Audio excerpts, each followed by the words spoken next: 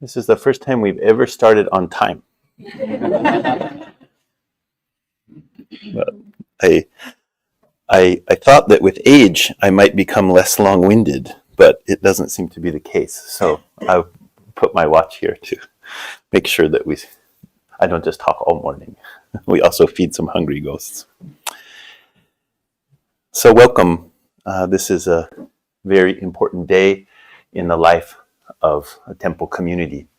We come together this time each year to celebrate a community and to care for each other, but to do that in a very particular way. To do that through the making of offerings.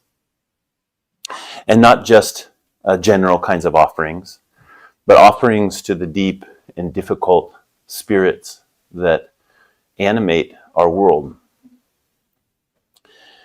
that animate hunger and greed and clenching, which produces so much suffering for ourselves and for others.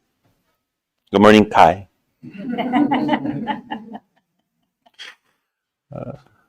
This comes from a story, as an ancient story of the time of the Buddha, which many of you have heard time and time again.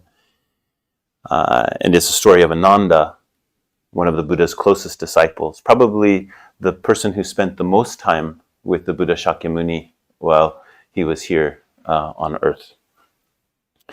And it's said that one day while Ananda was deep in meditation during retreat, that he was visited by a being from another world, from a spirit realm.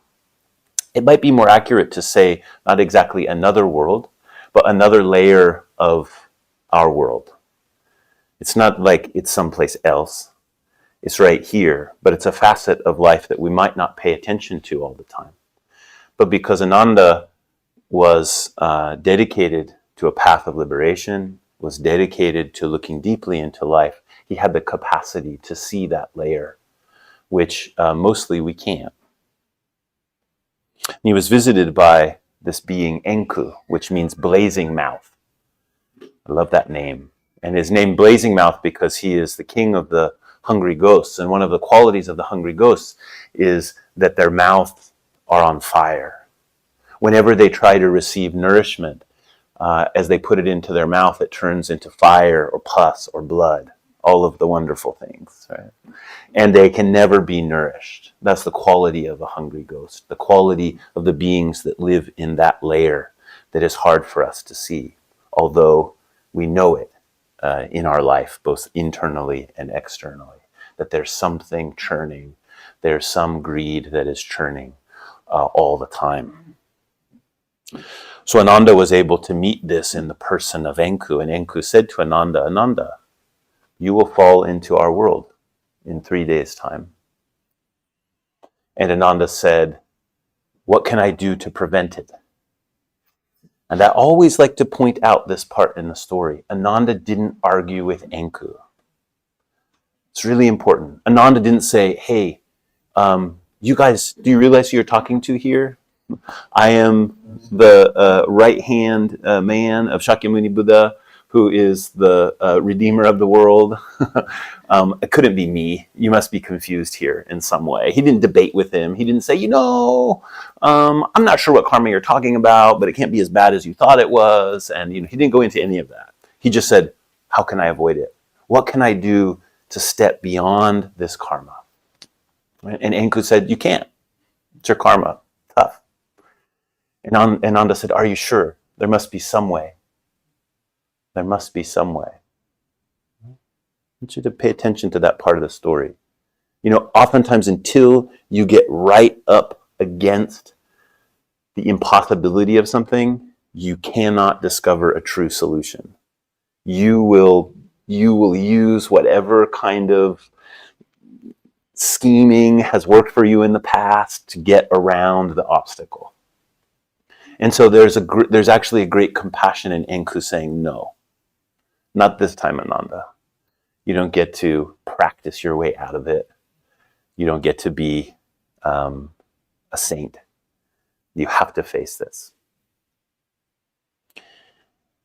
And when Ananda asked the second time, Enku said, well, there is a way, but it's not really a possible way. And from Enku's perspective, it was impossible. He said, you have to feed me. And not only do you have to feed me, but you have to feed all the beings of my realm, the countless spirits of clinging and greed. And not only that, but you have to feed all of the sages and the holy ones and bodhisattvas throughout the cosmos. If you could do that, then perhaps you could overcome this fate. And so Ananda goes to the Buddha Shakyamuni. Enku disappears. He goes to the Buddha Shakyamuni and he says, this is what's happened. What should I do? And the Buddha says, don't worry. Why could the Buddha say that? Because the Buddha wasn't playing by the normal rules. The Buddha wasn't in an exchange mentality. He wasn't like, how much will this cost? He wasn't oriented in all of the ways that we relate with the world that we turn into objects, that we regard as tools, as regard as nourishment, but only in the sense if we could own it, we could get it, it could be mine. So the Buddha says, don't worry. I know a method. I know a method for this feeding. And I learned this method from Avalokiteshvara Bodhisattva, the Bodhisattva of compassion in heaven of complete contentment. And I will teach it to you, and we will enact this rite together. And the next day, as the assembly of followers of the Buddha came together, they held the first Segaki, the first festival of offerings to the hungry ghosts. And in that, they not only made offerings to the hungry ghosts, but they said, hungry ghosts, as you are liberated from that realm of greed, please follow the path of awakening. And as you awaken, please assist us. I think this is the most radical thing that I've ever read in the spiritual world. These afflictions are asked to awaken, and in their awakening, to teach us. Normally, that's not how we think of an affliction, right? We're like, if we could just get rid of the greed, then everything would be okay. Actually, you get rid of the greed, and you no longer have a whole part of your being, right? You've just lopped off a whole section. And so this is a different kind of practice. It's a practice in making the offerings, encouraging to take up a path of liberation, to be liberated, and then to be liberated together. And in fact, that's the power of generosity, is to be liberated together. No, I think sometimes of this word compassion, which is so important. It's fundamental to the Buddhist way. And our sense of the word compassion has a lot to do with kind of warm feelings. How could I be kind to someone? How could I be nice, helpful? Those are all very good ways to think about compassion. But we shouldn't limit it to that. Compassion is something about a world that is truly alive, not a world that is reduced to the way that I think it is. You know, when you see something, have you noticed this? Like my wife, all of a sudden I like to go look at birds. Well, she really loves to go look at birds. I like to look at birds, and I like to look at her looking at birds. Oh, it's kind of so sweet. But so sometimes you'll be around people who are birders, right? Which is cool. They know all this stuff. But sometimes you'll be around a birder that's like, it's almost like the name destroys the bird. You know, like it's like it's a whatever wobbler, you know, and then it's like, okay, check it off the list. Bird just like turns gray, or just like I think the feathers just go, you know, there's no bird there. But that's how I'm kind of making fun of those type of birders, but like we all do that, right? You're just walking around, you're like, oh, fire hydrant, I know what that is. Fire hydrants are wacky. Did you ever check out the fire hydrant on the corner over here? Just go spend some time with the fire hydrant. This is super weird. And it's on fire, really, actually. It is illuminating. It is a glow, right? And the whole world is a glow in that way. And yet, because we reduce things to the objects of our grasping, if even just by naming them, Right? This aliveness starts to come out, and no nourishment can come to us then. What nourishment will we have? Just to devour the object of our desire. Doesn't satiate. So, in this rite, in preparation, I want to ask you, what vision of this insatiable appetite visits you? For Ananda, it was Enku. It was a personified Lord of this world of spirits. So for you, it may be like that. The vision of greed for you may be a being embodied in the conventional sense or in another sense. It might also be a sense of something which nags in you in your life. It could be a substance. It could be a behavior. It could be any of the things which you feel like challenge you deeply, that come from that layer of grasping and clutching. But I also want to point you not just at the things which appear in a somewhat internal sense of your reflection, but also outside of you. I don't know if you noticed, the world's kind of burning. Didn't start yesterday. Didn't start with the election of Donald Trump. Didn't start with 9/11. Didn't start with the assassination of Kennedy. Didn't start with any of those things. It is the fundamental quality of the world of samsara to be on fire. Now, I'm not saying we should excuse that and that we shouldn't look for solutions. We should look for solutions. But first, we have to notice that the world is a kind of place that will demand of you. It will demand your attention. It will actually, in the end, demand your embodied life. To live, you have to live. And the world requires that of you. It's hungry.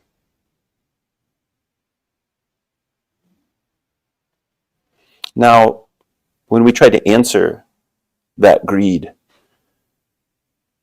with a kind of objectified mind, a converging mind, oh, this is what I'll do. I will do this, feed that desire, and then it will be gone.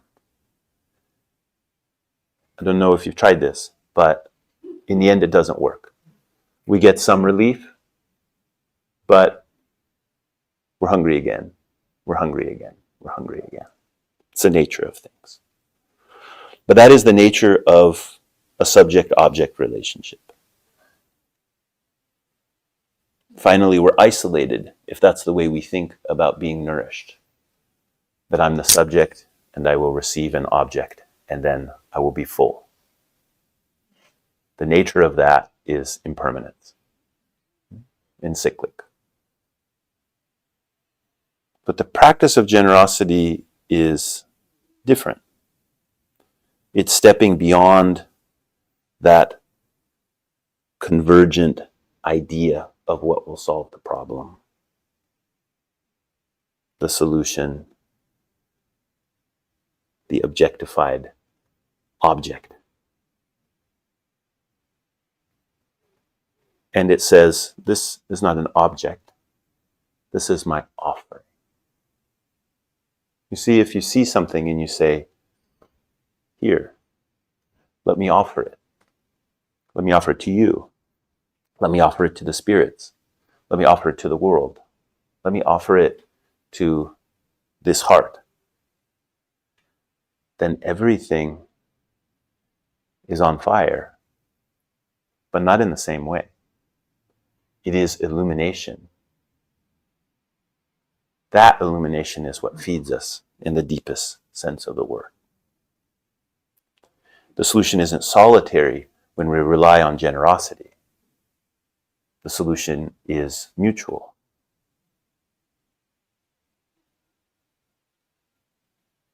We're not isolated. We're not split.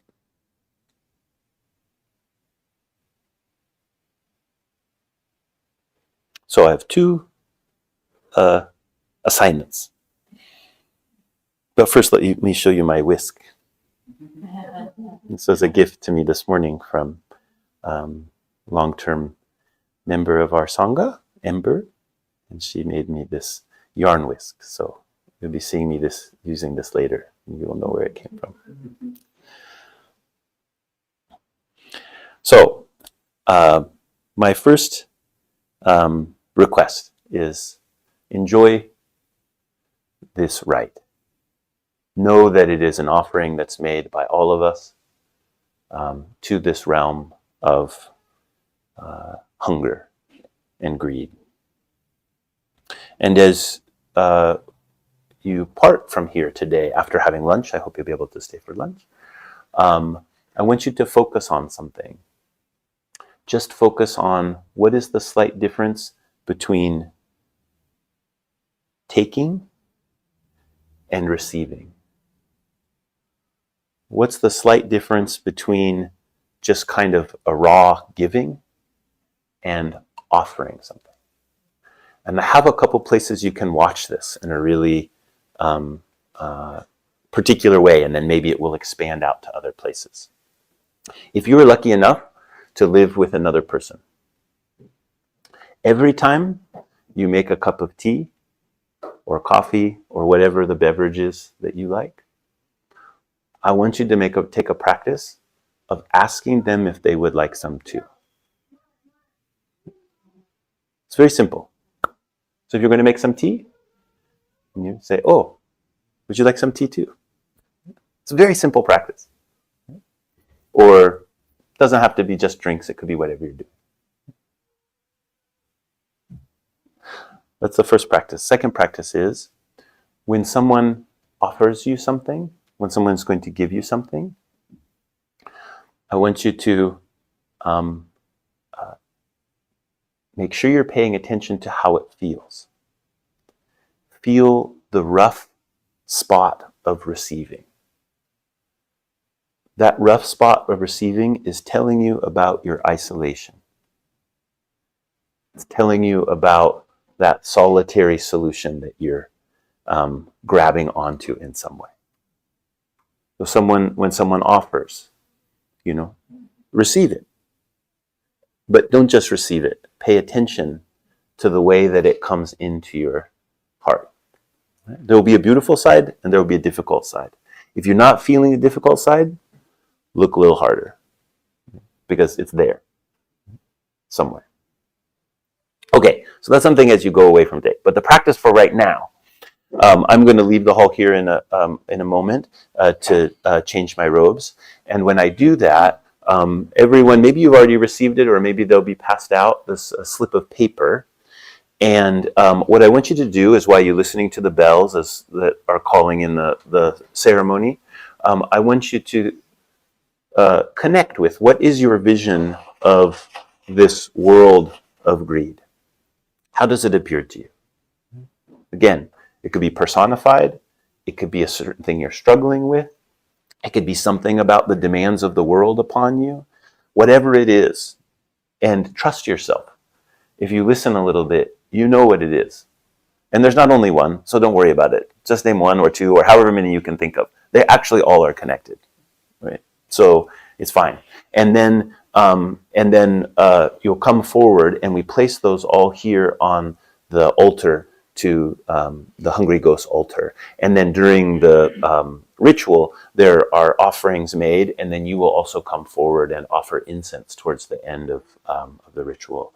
I'd also encourage you that in these kind of rites, they're relatively slow and relatively long, although this is kind of the most exciting version of these kind of rituals that we do, I would say. And there's a real trick to receiving their teachings. And that trick is just don't think about it beginning or ending. Just think of it as open in time, otherwise known as like a meditation. You just kind of take off the idea that it will become anything other than what it is right at that moment. And then the teaching of the thing comes into you quite naturally.